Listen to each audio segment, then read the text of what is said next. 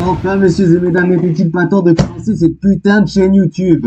Bonjour à tous, messieurs et mesdames, j'espère que vous allez très bien. C'est le Doc, salut. Ouais, donc, comme vous pouvez le voir, je suis dans mon cabinet médical. C'est mon cabinet médical, oui. Aujourd'hui, du coup, on va commencer cette chaîne YouTube que vous avez été nombreux à demander. Faites pas les innocents, vous avez dit que je serais votre youtubeur préféré. Alors, étant donné que je suis un petit peu en manque d'inspiration, j'ai décidé de commencer par un sujet relativement simple, vous l'aurez vu dans le titre. Donc je vais faire ma vidéo du jour, et si le format vous plaît, eh bien je continuerai à l'avenir sur ce genre de concept. Et bien que sur Instagram, vous m'en ayez suggéré beaucoup d'autres. Je pense notamment, il y avait des discussions, il y avait des doublages, il y avait des analyses de films, des trucs comme ça, bref. Tout ça viendra plus tard. Je commence aujourd'hui relativement simple. C'est quelque chose de basique et qui colle au thème. Et si effectivement le truc vous plaît, eh ben, je pourrai continuer dans cette voie-là pour de prochaines vidéos. Aujourd'hui, un petit foutriquet, comme vous l'aurez compris, on s'attaque à un sujet qui correspond bien au vif-fifrelin que je suis, puisque aujourd'hui nous allons parler d'une brève histoire des médecins de la peste. Chers amis avec un i, chers amis avec un e, je vous souhaite la bienvenue dans Faits réels.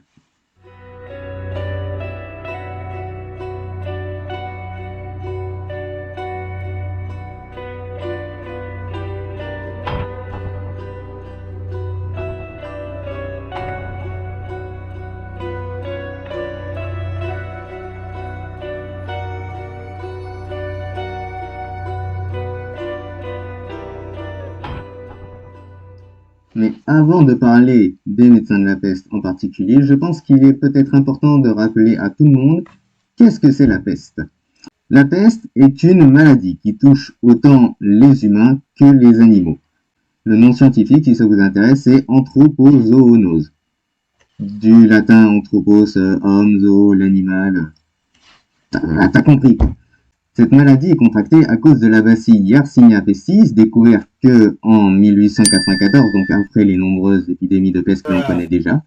Et elle se transmet principalement par des piqûres de petits insectes, comme par exemple les puces, sachant qu'elle tire son origine d'animaux sauvages, comme des petits rongeurs, notamment les rats. C'est donc pour ça que les rats sont souvent associés à la peste de nos jours. Si elle n'est pas rapidement contrôlée, celle-ci peut devenir une véritable épidémie, voire pandémie, et toucher beaucoup de personnes, et est très dangereuse à cause de sa létalité.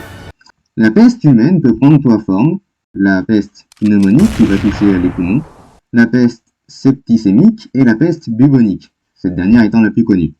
La transmission chez les humains peut être indirecte à cause des puces qui viennent vous piquer et qui vous refilent la maladie du coup, ou alors directe à cause des voies aériennes. Par exemple, la peste pulmonaire, c'est vos poumons qui la prennent, donc logiquement, quand vous respirez, vous la chopez.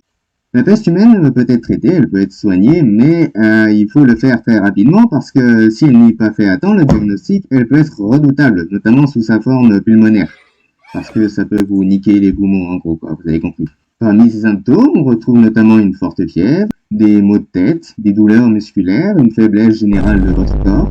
Une crise d'épilepsie peut être ressentie, mais aussi les ganglions lymphatiques qui sont douloureux et enflés. On appelle ça alors des bubons. Il faut savoir qu'en 1347, des navires infectés abordent en Europe et déclenchent une épidémie dont mourra un quart de la population occidentale. À partir du XVIe siècle, l'Europe découvre des mesures d'isolement. Par exemple, on va construire des murs, on va enfermer les gens chez eux, on va brûler les cadavres qui ont contracté la peste, on va désinfecter plusieurs objets qui ont été utilisés par les malades. Les hôpitaux vont alors s'agrandir, ils vont accueillir beaucoup plus de personnes, et l'ensemble des mesures mises en place à partir du XVIe siècle vont mettre totalement fin à la pandémie du fait de l'efficacité de cette dernière. Donc en gros, la peste, si on veut résumer, c'est une grosse saloperie apportée par les rats et qui peut être très dangereuse si on s'en occupe pas rapidement. Et on l'a constaté il y a bien des siècles, ça peut faire beaucoup de dégâts. Mais du coup, s'il y a une maladie, il y a forcément quelqu'un pour la soigner, non? C'est logique. Alors en ces temps-là, on va alors appeler ces personnes qui vont s'occuper de Yersinia pestis des médecins de la peste. Il faut savoir que ces médecins étaient engagés et rémunérés par les villes touchées par l'épidémie pour s'occuper d'absolument tous les citoyens, riches comme pauvres, étant donné que cette maladie pouvait se transmettre chez absolument tout le monde et dévaster autant une classe sociale que l'autre, et faire comme un effet domino et détruire tout le reste. Ce sont souvent des médecins qui n'avaient pas de grande réussite professionnelle ou alors des jeunes médecins qui débutaient tout juste et très rarement de véritables chirurgiens ou médecins, étant donné que le taux de mortalité était plutôt élevé chez eux et qu'on voulait perdre le moins possible de médecins professionnels. Il faut savoir que lors de la peste noire, les premiers médecins de la peste ne portaient aucun costume qu'on leur attribue aujourd'hui. À l'époque, ils étaient autorisés, notamment par le pape, à faire des autopsies pour découvrir les origines de la maladie. L'uniforme n'est entré en jeu que plus tard, dans le courant du XVIe siècle. À savoir aussi que, à n'importe quelle époque, les médecins de la peste étaient des personnages très respectés et qui avaient une forte influence, étant donné qu'ils étaient les seuls à pouvoir maîtriser la maladie qui ravageait toute l'Europe à cette époque. Ces médecins, de manière générale, suivaient la théorie des humeurs d'Hippocrate. Ils pratiquaient des saignées et utilisaient diverses sortes de remèdes, comme par exemple des sangsues ou des grenouilles sur les malades, afin de rééquilibrer leurs humeurs, comme le disait la théorie du savant. Ils utilisaient une sorte de petit bâton, comme une baguette, afin d'examiner les malades, mais aussi des pinces pour les opérer à distance, afin de ne pas recevoir les bactéries de la peste. Les médecins servaient aussi comme officiers de la santé publique, comme des chirurgiens ou des apothicaires lors de la période des épidémies. Leur tâche principale, en plus de découvrir d'où venait le mal de la peste, était de prendre soin de ses victimes, Ne t'inquiète pas, ça va bien se passer. mais aussi d'enregistrer les décès lorsque ceux-ci venaient à mourir. Merde! Oh, c'est con ça! Le médecin de la peste, tel qu'on le connaît donc, ont été quelque peu désinformés. Souvent, on s'attribue que le médecin de la peste est une figure moyenâgeuse qui vient soigner les victimes avec son costume et son fameux masque aux airs d'un oiseau. Cependant, on suppose que cette tenue a été conçue pour que les médecins ne soient pas contaminés par les bactéries de la peste lorsqu'ils soignaient les patients. Ainsi, ce n'est pas avant 1656, soit un peu après le Moyen-Âge, et que la peste noire fut éradiquée, que les premiers costumes de médecins de la peste apparaissent. Mais du coup, s'ils avaient un costume, comment est-ce que celui-ci était fait?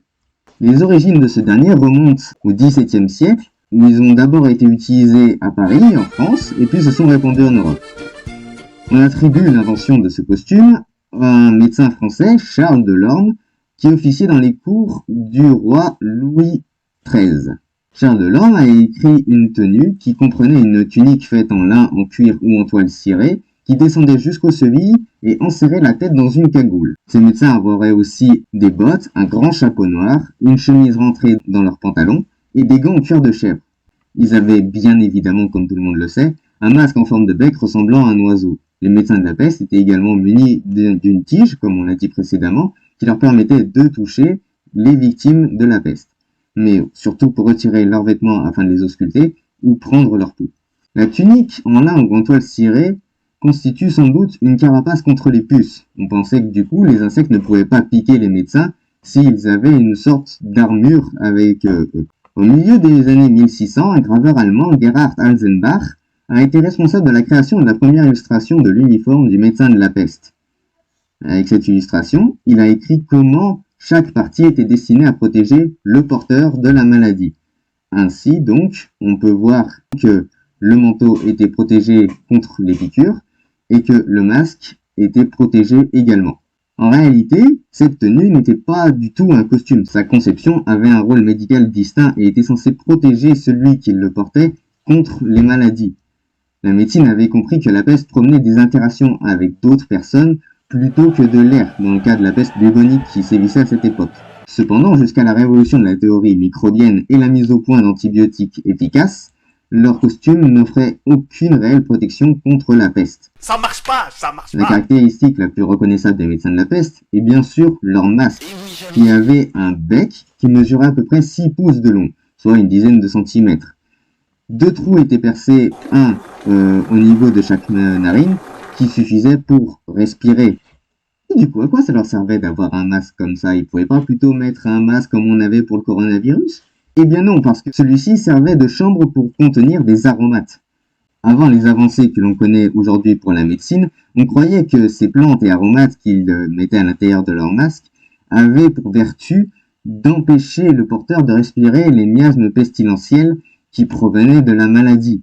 Parmi ces aromates que l'on retrouvait dans le masque, on pouvait trouver de la poudre, des peaux de vipère, de la cannelle, de la myrrhe ou du miel. Delorme considérait que la forme du masque était suffisamment allongée pour laisser aux herbes bienfaisantes le temps de supprimer la maladie pour que l'air arrive directement au porteur et qu'il ne soit pas contaminé par les bactéries. Cependant, on l'aura tous compris, ces médecins avaient un aspect quand même relativement terrifiant. Celui-ci servait avant tout à imposer le respect et l'autorité en ces temps plutôt troublés, parce que, rappelons-le, c'était des personnages très importants à l'époque. Parmi les médecins de la peste connus, on peut retrouver par exemple Ambroise Paré, que vous connaissez très certainement, qui combat l'épidémie à Lyon en 1564 et qui écrit en 1568 un traité de la peste, de la petite vérole et de la rougeole. On compte aussi Guy de Chauliac, un médecin et chirurgien français qui a été engagé pour lutter à Avignon contre une énorme épidémie de peste qui avait eu lieu. Jean Boin, un médecin officiel de la peste qui officiait à Genève en Suisse en 1570, ou encore Michel de Notre-Dame, plus connu sous le nom de Nostradamus, dont les conseils ont été d'éliminer les cadavres infectés, de ventiler les maisons et de boire de l'eau propre et potable. Il a donc énormément aidé les progrès de la médecine à cette époque. Comme on l'a vu donc, les médecins de la peste étaient des personnages très respectés à leur époque et qui avaient un pouvoir en eux qui leur permettait de faire à peu près tout ce qu'ils voulaient. Ils pouvaient faire ce qu'ils voulaient des cadavres, ils pouvaient dire ce qu'ils voulaient aux patients et surtout rémunérés par les villes. Tout ça leur donnait donc une certaine aura, un certain pouvoir auprès des citoyens, mais surtout chez les infectés qui savaient que tôt ou tard ces médecins allaient les voir.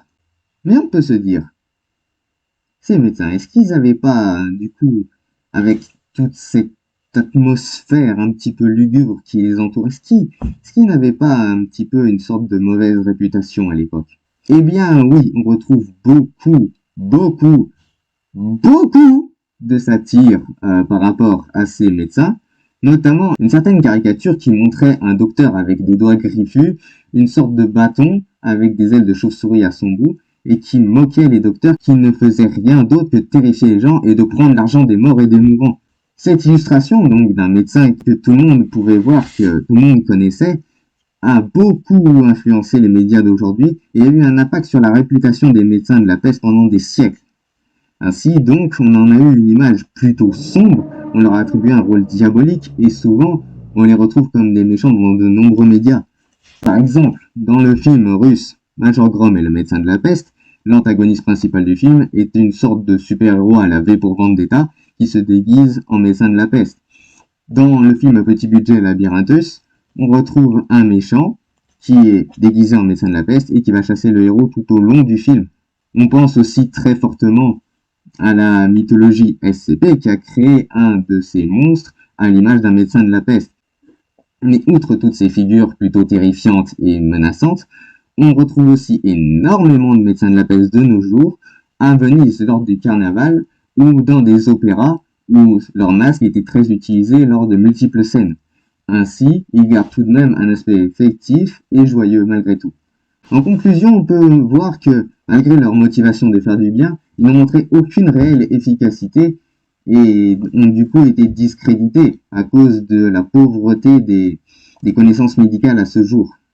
De plus, leur air ténébreux et les connotations maléfiques qu'on leur a données leur ont donné un impact relativement grandiose mais menaçant de nos jours. On a tous en tête forcément ce médecin de la peste qui se déguise en noir avec son grand chapeau et un énorme masque à bec comme l'utilisait à l'époque. Bon, voilà qui est fait. Moi j'en ai terminé pour aujourd'hui. N'hésitez pas à me dire ce que vous en avez pensé, si vous voulez que je continue dans cette voie-là, que je fasse autre chose. Oui, je sais, la qualité du micro est déplorable. C'est parce que je filme, que j'enregistre et que je fais tout avec mon PC et que j'ai pas de matériel de youtubeur. Excusez-moi, je m'appelle pas encore Squeezie. Et effectivement, n'hésitez pas à supporter si le concept vous a plu, que vous voulez en voir plus. Je sais pas trop à quelle fréquence je vais publier les vidéos, je verrai. En plus avec les cours qui vont reprendre, je vais devoir reprendre les cours également. Donc ça risque d'être pas très fréquent ni très régulier les vidéos qui vont sortir. Je vais néanmoins essayer de faire de mon mieux. Et puis jusque là, portez-vous bien, merci d'avoir regardé, merci de soutenir, vous êtes tous sympas, je vous aime. À bientôt messieurs et mesdames.